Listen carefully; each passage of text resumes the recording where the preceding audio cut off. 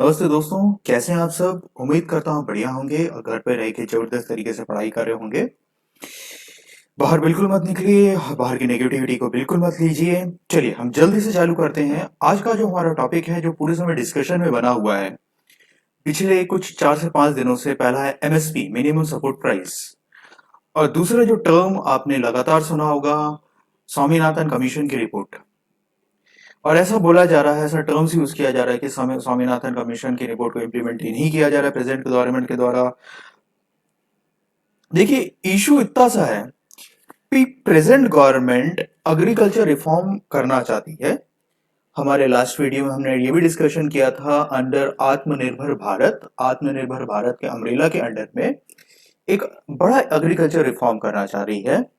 और ऑपोजिशन और प्लस किसान, ऑपोजिशन मोबिलाइज कर रहा है फार्मर्स को और इस पूरी चीज से क्रिटिसाइज किया जा रहा है। तो यहाँ पे दो टर्म डिस्कशन में आए हैं। पहला टर्म है एमएसपी और दूसरा है स्वामीनाथन कमीशन। तो हम दोनों को एक इंटरलिंक करके, कनेक्टिविटी बना के देखने की कोशिश करेंगे। बिल्कुल मैं कोशिश करूंगा सिंपल तरीके से समझाने की, फिर धीरे धीरे आपका पीएससी से लेके यूपीएससी पूरा हम कवर करने की कोशिश करेंगे। आप अपने नोटबुक ले लीजिए, पेन ले लीजिए और पॉइंट्स को नोट डाउन करते चलिए। तो हमारा पहला जो टॉपिक है वो है आपका एमएसपी, मिनिमम सपोर्ट प्राइस। तो हम थोड़ा इसको बैकग्राउंड से जानने की कोशिश करेंगे और फिर एंटर करेंगे कि भाई एमएसपी आया तो आया, ये आइडिया कैसे आया। तो देखिए, बैकग्राउंड से जानने के लिए हमें एक छोटी सी स्टोरी पता होनी चाहिए। 1960s की टाइम है। देश 1947 तक आजाद हो गया। 1950 आते आते 50s के आगे आते आते सिचुएशन बड़ी चेंजेस हुई, जियो पॉलिटिकल चेंजेस बहुत सारे हो रहे थे। 1960 के बाद अगर हम देखें तो आपके सामने एक विजुलाइज हो रहा होगा मैप इंडिया का। दो टर्म यहाँ पे मैंने लिखे हैं, एक है इंटरनल और दूसरा है एक्सटर्नल। इन दोनों शब्दों को समझने की कोशिश करने की कोशिश करते हैं। इंटरनल यानी कि घर के अंदर, देश के अंदर कैसी सिचुएशन है, और एक्सटर्नल यानी कि देश के बाहर कैसी सिचुएशन है। तो देखिए, इंटरनल की अगर हम सिचुएशन की समझने की कोशिश करें तो हमारा देश एक चैलेंजेस से गुजर रहा था। दो प्रकार के चैलेंजेस थे, एक तो है ह्यूमन और दूसरा है नेचर। ह्यूमन चैलेंजेस हम ऐसे भी समझ सकते हैं कि जो एक्सटर्नल प्रेशर दिया जा रहा था, एक तरफ चाइना खड़ा हुआ था, दूसरी तरफ पाकिस्तान खड़ा हुआ था, जो एक प्रेशर राइज क्रिएट किया जा रहा था वो आपका ह्यूमन। और दूसरा चैलेंज था वो आपका नेचुरल, देश में सूखा पड़ चुका था जिसे हम बोलते हैं फैमाइन पड़ चुका था। और दूसरे तरफ हमें एक एक्सटर्नल प्रेशर था। 1962 में इंडो चाइना वॉर हुआ और जिसका सदमा लगा हमारे चाचा नेहरू को और उनकी मृत्यु हो गई। और दूसरे तरफ हमें मजबूर किया जा रहा था 1965 में इंडिया वर्सेस पाकिस्तान। तो आपको इतनी चीज तो क्लियर हो गई होगी कि हमारे सिचुएशन कैसी थी। ज्योग्राफी के अंदर भी प्रेशर था और एक्सटर्नल प्रेशर दोनों था। और यही कहीं ना कहीं शौक लगा चाचा नेहरू को, इंडिया चाइना वार जो हुआ और एक्सटर्नल प्रेशर भी इतना ज्यादा था, चाचा नेहरू की डेथ हो गई। और उसके तुरंत बाद जो प्राइम मिनिस्टर बनते हैं छोटे कद वाले लाल बहादुर शास्त्री जी। तो देखिए, लाल बहादुर शास्त्री जी के सामने एक बहुत बड़ा चैलेंज था, एक बहुत बड़ी चुनौती थी। एक उनको ऐसा जियोपॉलिटिकल कंडीशन मिल रहा था, जो जियोपॉलिटिकल कंडीशन इस प्रकार का मिल रहा था। एक तरफ फार्मर का मोराइल जो है, किसान का मनोबल गिरा हुआ था, और दूसरे तरफ आप जब जानते हैं जब एक युद्ध हार चुकी थी, ऑलमोस्ट हार चुकी थे, चाचा नेहरू का इतना जब सदमा लगा तो आर्मी का मोराल भी क्या था, डाउन हो चुका था। तो चाचा नेहरू के बाद जब सेकंड प्राइम मिनिस्टर बैठते हैं लाल बहादुर शास्त्री, ये बहुत अच्छे स्ट्रैटेजी, इनकी स्ट्रैटेजी बहुत अच्छी रहती है। और इनने पहला काम ये किया, आर्मी और फार्मर का दोनों का मोराल को बूस्ट करना था। और बूस्ट करना था तो इन्हें नारा दे दिया, जय जवान जय किसान। तो आर्मी का तो मोराल बूस्ट हो गया। और आप भी सिचुएशन जानते हैं 1965 में क्या हो गया था, पाकिस्तान, इंडिया वर्सेस पाकिस्तान। खैर, हम एग्रीकल्चर एमएसपी की बात कर रहे हैं तो यहां पे एक टर्म को देखने की कोशिश करते हैं, जय किसान। जय किसान का इंपैक्ट ये रहा कि फार्मर ने अपना प्रोडक्शन 2x और 3x डबल कर दिया।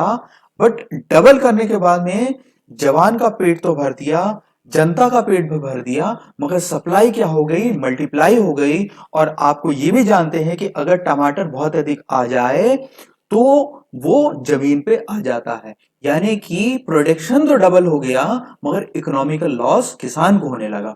और उसी से ही एक आइडिया आया, उसी समय ही शास्त्री जी के मिनिस्ट्री में एग्रीकल्चर मिनिस्टर जो हुआ करते थे उस समय, चिदम्बरम साहब, उनने बोला कि किसान को हम एश्योर कर देते हैं और उसको मिनिमम प्राइस दे देते हैं। और वहीं से एक आइडिया का जन्म हुआ, एक बर्थ होता है जिसे बोलते हैं एमएसपी, मिनिमम सपोर्ट प्राइस।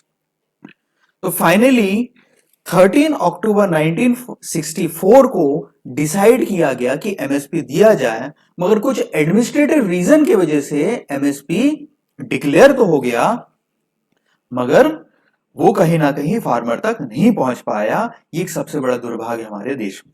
जैसे एग्जाम्पल के लिए अभी कोरोना की वैक्सीन बन रही है, दुनिया तो इमरजेंसी में लग गई है, मगर अभी तक का हमारे यहाँ पे वैक्सीनेशन थर्ड ट्रायल पे लगा हुआ है, दुनिया तो लगाए पड़ी हुई है। तो अब देखिए, हम वर्तमान स्थिति में ये देखने की कोशिश करते हैं, 1966 में वीट के लिए डिसाइड हो गया एमएसपी।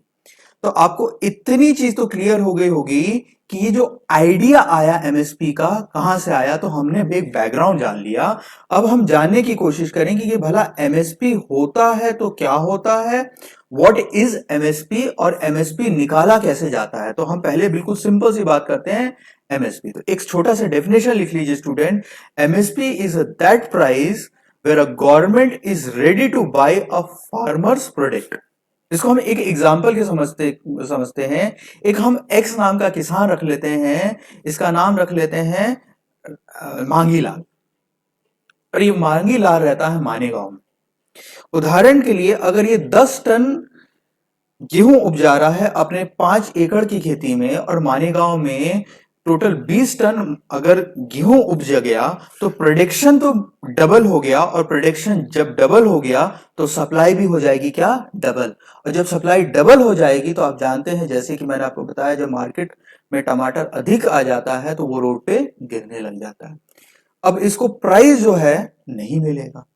अब बेसिकली फार्मर को गारंटी दे रहा है, प्रोटेक्शन दे रहा है, हर कल्टीवेशन के पहले ही, जिसे हम बोलते हैं प्री कल्टीवेशन, यानी कि खेती में बुआई होने से पहले ही गवर्नमेंट ऑफ इंडिया उसको एश्योर्ड कर दे रहा है, उसको एक प्रोटेक्शन शील्ड में बांध दे रहा है, उसी को बोलते हैं एमएसपी। और ये सारी चीजें कैसे किया जाता है, भारत सरकार के द्वारा जो एजेंसी है जिसे बोलते हैं एफसीआई, दूसरा है एनएएफ, और आगे फिर जाता है पीडीएस में। तो हम ऐसे समझने की कोशिश करते हैं, फार्मर जो आपका मांगी लाल, वो अपना सामान लेके कहां पे लेके आएगा, वो लेके आएगा कृषि उपज मंडी में, और वहां पे डिसाइड होगा उसका एमएसपी। मगर प्रश्न आता है कि एमएसपी को डिसाइड करने वाले एजेंसी कौन सी है। उस एजेंसी का नाम है सीएसीपी। ये ministry of farming and agriculture, ministry of agriculture and farmer welfare के अंडर में चलता है, और सीएसीपी ही डिसाइड करता है और आगे भेज देता है इकोनॉमिक अफेयर्स कमेटी के पास में, जो कि हेडेड किया जाता है पीएम के द्वारा, उसी से डिसाइड हो जाता है एमएसपी। अब हम यहां पे ये भी जानने की कोशिश करते हैं कि इस पूरी चीज के बीच में एमएसपी का जो डिसाइड होता है, क्या मेथोडोलॉजी है, क्या प्रोसीजर के थ्रू एमएसपी जो है निकाला जाता है। तो इसमें 3 चीजें ली जाती है, grain grain growing cost, farmer expenditure, और तीसरा है कंज्यूमर। तो एक एक करके समझते हैं हम। तो ग्रेन ग्रेन ग्रोइंग कॉस्ट में 2 बातें आती है, पर क्विंटल कॉस्ट कितना लग रहा है, पर हेक्टर कॉस्ट कितना लग रहा है, यानी कि 1 क्विंटल उपजाने में किसान को कितना खर्चा आ रहा है, और कॉस्ट किस प्रकार से निकाला जाता है, प्रेजेंट ईयर का भी और आने वाले साल का भी कैसा रहेगा, वो दोनों चीज एक साथ निकाला जाता है। फार्मर का कितना एक्सपेंडिचर लग रहा है, मशीनरी यूज हो रही है, सीड्स यूज हो रहा है, फर्टिलाइजर यूज हो रहा है, वो सारी चीजें, यानी कि 1 क्विंटल पर क्विंटल का कॉस्ट कितना आ रहा है, उसे बोलते हैं ग्रेन ग्रोइंग कॉस्ट। और दूसरा है पर हेक्टेयर में कितना कॉस्ट खर्च हो रहा है। ये समझ लीजिए हमारी ज्योग्राफी ऑफ इंडिया है, और इसके अंदर कितना कॉस्ट आ रहा है उसके हिसाब से डिसाइड होता है। अब इसको हम ऐसे समझ सकते हैं कि फार्मर का दूसरा कंपोनेंट इसमें क्या लिया जाता है, फार्मर्स एक्सपेंडिचर। तो फार्मर एक्सपेंडिचर में एक फॉर्मूला चलता है जो आपको जानना बहुत जरूरी है, उसे बोलते ए टू प्लस एफ एल, और तीसरा सीएल। सीएल खैर हमारे यहां पे नहीं लिया जाता अभी एट प्रेजेंट। तो एएल का मतलब ही होता है कि सीड, फार्मर सीड लगा। फिर दूसरा उसका पॉइंट होता है कि फार्मर का जो एक्सपेंडिचर है A two seeds plus family labour. जैसे एग्जांपल के लिए एक परिवार में बच्चे हैं, 18 साल के ऊपर हैं, उनकी वाइफ है, सब जाके क्या कर रहे हैं, खेती कर रहे हैं, और फ्री ऑफ कॉस्ट खेती कर रहे हैं क्योंकि घर की खेती है, तो इसके कहलाएगा लेबर कॉस्ट। मतलब फॉर्मूला कैसा ये होता है, A two plus F L, और इस पे बेस पे क्या निकाला जाता है, एमएसपी निकाला जाता है। बाकी डिबेट ये चल रही है कि सी टू पे भी निकाला जाए। सी टू पे यानी कि ये होता है कि जो कैश अमाउंट रहता है, जैसे फर्ज कीजिए किसी किसान के पास में जगह नहीं है, उसने किराए से ले लिया, और किराए से लेके उसने पे किया एक सर्टेन अमाउंट, और वो कैश अगर बैंक में रखता तो उसको 6% 7% इंटरेस्ट मिलता, और अगर वो लॉस में चले गया तो वो कुछ ना कुछ घाटे ही हो जाते। कितना पर एकड़ में उसको उपजाने के लिए लग रहा है, तो खैर C2 हमारे यहाँ यूज नहीं होता है। अब देखिए, जो एमएसपी डिसाइड करती है, जो एजेंसी होता है, उसको बोलते हैं commission of agriculture cost and price, CACP। तो आपको इतनी चीज क्लियर हो गई कि CACP डिसाइड करती है क्या, कि क्या कॉस्ट रहेगा। अब देखिए, मुद्दा ऐसा है कि फरवरी 2018 में हमारे फाइनेंस मिनिस्टर हुआ करते थे अरुण जेटली, बहुत ही फेमस लीडर हुआ करते थे। अरुण जेटली ने बोला कि एमएसपी को हम डबल करेंगे, और वहीं से इशू गहरा गया और अभी तक का बना हुआ है, क्योंकि प्रेजेंट गवर्नमेंट चाहती है कि फार्मर्स की इनकम का कर दे, डबल कर दे। मगर करंट सिचुएशन की बात करें 2019-20 में, एग्रीकल्चर एक ऐसा बिजनेस है जो प्रॉफिटेबल नहीं है, और एग्रीकल्चर से लोग माइग्रेट होके जा रहे हैं और इकोनॉमिकल बेनिफिट नहीं होता है, और इसी वजह से कहीं ना कहीं एक करंट इशू बना हुआ है। प्रेजेंट गवर्नमेंट बोल रही है कि रिफॉर्म कर दें, ऑपोजिशन क्रिटिसाइज कर रहे हैं। ऑपोजिशन इस बार का क्रिटिसाइज करते हैं स्वामीनाथन रिपोर्ट, जिसे हम बोलते हैं नेशनल कमीशन ऑफ फार्मर्स। इस रिपोर्ट को क्या कर दिया गया, साइड कॉर्नर कर दिया गया। और इसको जानना है तो हमें थोड़ा बैकग्राउंड में जानना पड़ेगा।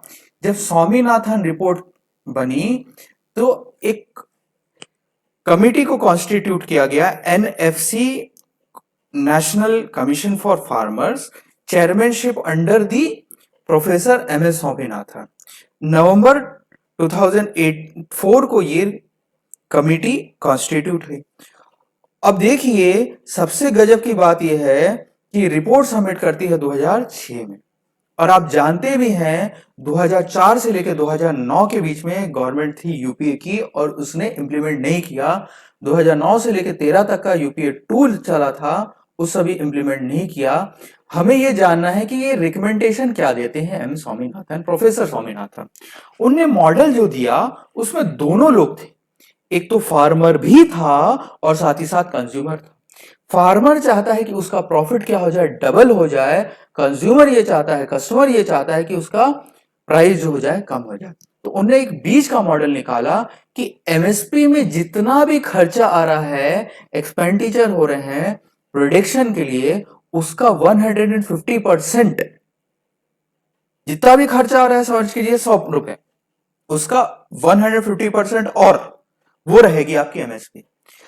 अब भारत सरकार ये तर्क देती है कि ये फिजिबल नहीं है, और गजब की बात ये है कि अगर करंट डिबेट की बात करें, यूपीए 1 के भी नहीं इंप्लीमेंट हुआ, यूपीए 2 में भी नहीं इंप्लीमेंट हुआ, और प्रेजेंट गवर्नमेंट ये बोलती है कि एम स्वामीनाथन रिपोर्ट को, एम स्वामीनाथन कमीशन की रिपोर्ट को इंप्लीमेंट करना प्रैक्टिकल नहीं है। ये तर्क दे रहे हैं कौन, नीति आयोग। और यही डिबेट पूरे समय बना हुआ है, जो कि पूरे समय बना हुआ है हमारे देश में। तो डियर स्टूडेंट, आपको इतनी चीज तो क्लियर हो गई कि हम दो चीजें हमने यहाँ पे समझ लिया कि एमएसपी क्या होता है और स्वामीनाथन कमीशन की रिपोर्ट क्या बोलती है। सो डियर स्टूडेंट, आपको वीडियो पसंद आए तो लाइक कीजिए, शेयर कीजिए, कमेंट करना बिल्कुल मत भूलिए, सब्सक्राइब जरूर कर लीजिए, और hit the bell icon to get a latest update. Thank you very much. जय हिंद। Thank you very much.